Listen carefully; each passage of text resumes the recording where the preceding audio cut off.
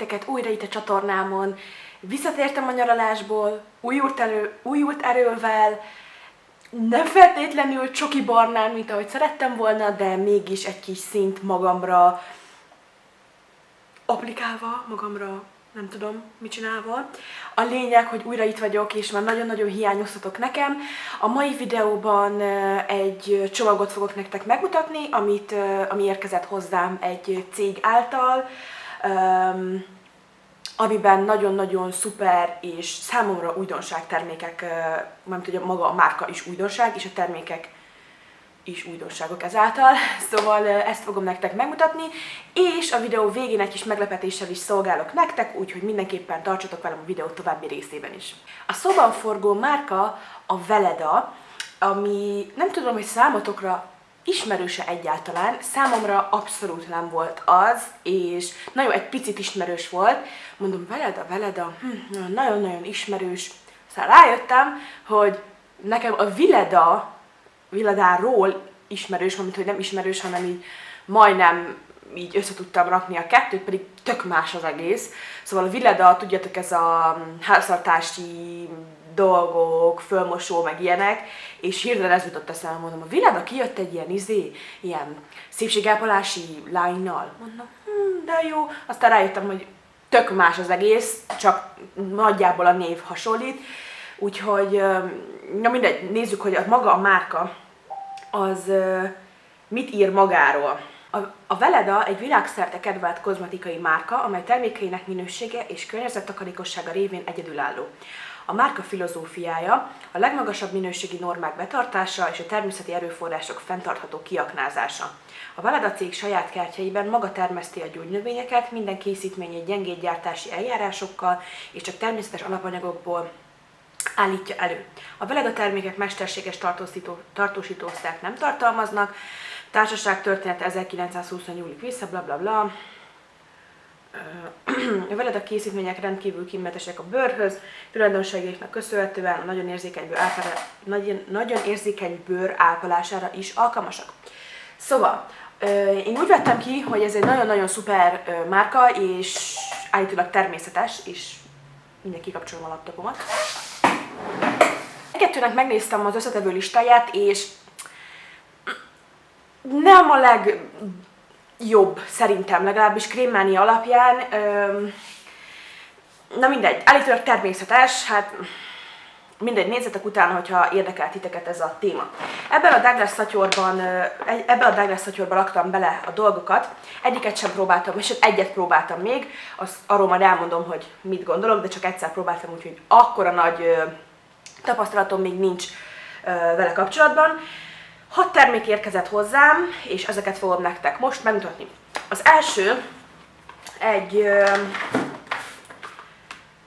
mandulás, testápoló tejszerű valami, amit először egyébként az összesről nem tudtam, hogy micsoda, mert magyarul nem voltak ráírva, hanem csak németül talán. Azt hiszem. Ezért kis keresgélésbe kezdtem, és ha jól tudom, ez egy testápoló cucc. Ezt még nem próbáltam, és majd mindenképpen lesz róla szó, mindegyikről, hogy milyenek, meg mit tudom én. Kíváncsi leszek rá, mert állítólag ez ilyen pH semleges, meg mit tudom én, úgyhogy ez. Aztán van egy parfüm, ami egy Jardin de Vie Agrume, nem tudom, az ilyen nyelven van egyáltalán. Ez egy friss parfüm, ezt hogy bontottam ki? Egy friss parfüm, ami 50 ml-s és Eau Naturelle Parfum. Néz ki. Egy picit furcsáltam, hogy ennyi hiányzik belőle. Szerintem, nem tudom, nem volt használva, én sem használtam még. Az illat egyébként így, egy eléggé gyógynövényes, nagyon friss, virágos illat, nem feltétlenül az én illatvilágom. de ha jól tudom, akkor baromi drága, mert nem baromi drága, de az 50 millis kerül majdnem 7000 forintba, a testápoló pedig ilyen 4000 forint körül van, úgyhogy nem egy olcsó márka, én ezt szűrtem le belőle, meg nézgettem az árakat, meg minden, majd lerakom az infoboxba az elérhetőségeket, hogy nem egy olcsó márka, és nagyon-nagyon kíváncsivá tett, hogy valóban megéri-e az árukat. A következő egy szérum, mégpedig egy érett bőrre való szérum, ami szintén, mutatom is, hogy néz ki, jól tudom 30 ml-es, és ha jól tudom, én ilyen 30-40 pluszos bőrre ajánlják, úgyhogy ennek majd meg lesz a sorsa, ami majd később kiderül. És ez is egy elég drága szérum, mert ez is ilyen 6000-7000 forint körül mozog. És 2 kézkrém is érkezett hozzám, az egyik még itt van benne a dobozban. Na. Egy gránátalmás és egy mandulás kézkrém. A mandulásot próbáltam már, az nem tudom, hogy kipróbáltam, mert nagyon kíváncsi voltam rá, hát igaz, megsülök. Meleg van. A mandulásnak elég erős illata van, nekem nem tetszik az illata, a gránátalmásat is csak így megszagoltam, nem használtam, ezt használtam már. Könnyen beszívódik, viszonylag sűrű krém, nem tart túl sokáig a bőrön, ezt mondjuk én nagyon szeretem benne, ne legyen 3 órán keresztül ilyen illatom, inkább a parfümöm érződjön. És én viszonylag úgy éreztem, hogy elég jól hidratálja a kezeimet, mert nekem nincsenek nagyon száraz kézfejeim, úgyhogy nem olyan nagy probléma, nem problémás az a terület. A gránátalmás is egyébként ugyanúgy néz ki, 50 millis, és ilyen fém izéje van, fémbe van benne, nem ilyen műanyagba. Most lehet, hogy ez is műanyag, sőt biztos, hogy műanyag, de nem olyan normális kézkrém tubus, nem olyan, mint amit a L'Occitane-ba szoktak adni. És már csak 2 termék van. Az egyik egy olaj, amire nagyon-nagyon kíváncsi leszek, és használtam egyszer. Annyi volt az egész, hogy ide csöpögtettem egy keveset, és megnéztem, hogy milyen a textúrája, hogy szívódik be, meg mit tudom én. Ez is egy ilyen gránátalmás verzió, 100 millis, és valami, ez is ilyen 7000 forintba kerül. Kiszámoltam, hogy az összcsomagnak az értéke több mint 30 000 forint volt, úgyhogy elég durva. Szóval így néz ki ez az olaj. Állítólag ez ilyen univerzális, mindenre jó, nagyon sokan ajánlják arcra, nagyon sokan ajánlják minden bőrterületre. Mindenhova ki fogom próbálni, hogy fog szuperálni. Az illata nekem nagyon-nagyon erős. Hasonlít nekem az Aromaxnak a lábápoló olajának az illatára, amit nem éppen szeretek. Arcomra nem feltétlenül kenném ezt föl, valamint hogy az illatügyileg, de aztán biztos, hogy föl fogom kenni, mert meg fogom nézni.